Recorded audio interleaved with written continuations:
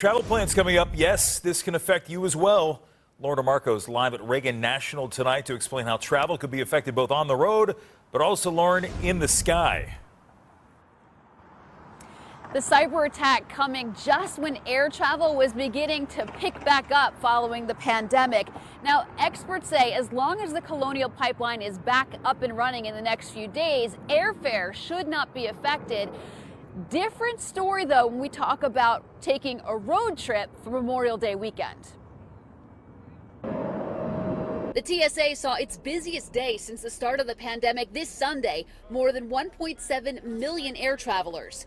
With demand up following the vaccine rollout, travel expert Troy Petenbrink predicts airfare will begin to rise, but fingers crossed, the pipeline cyber attack should not lead to a spike in fees because airlines and the cruise industry have fuel pricing controls that protect them in the short term. Now, if this were to last a longer time, yeah, we'd probably see an uptick in prices. So let's keep our fingers crossed that that's not the case. American Airlines has said it's adding stops on some longer flights to areas where fuel supplies are not affected. But a spokesperson says Reagan National Airport is on a separate pipeline and Dulles International Airport has several days worth of fuel on site.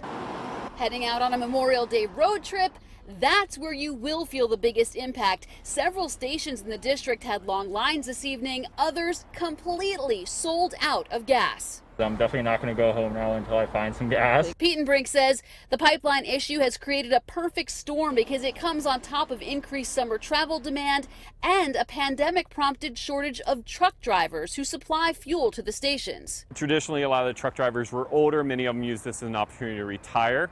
Unfortunately, COVID robbed us of a lot of folks.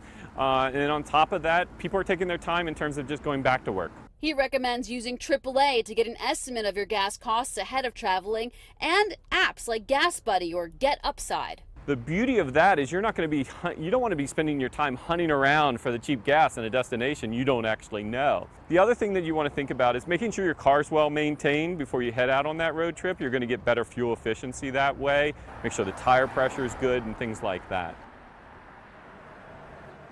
You also may want to get an estimate on any of those rideshare apps before booking your trip because they've already seen higher prices due to less drivers out on the road working during the pandemic, and a spike in gas prices not going to help. Back to you.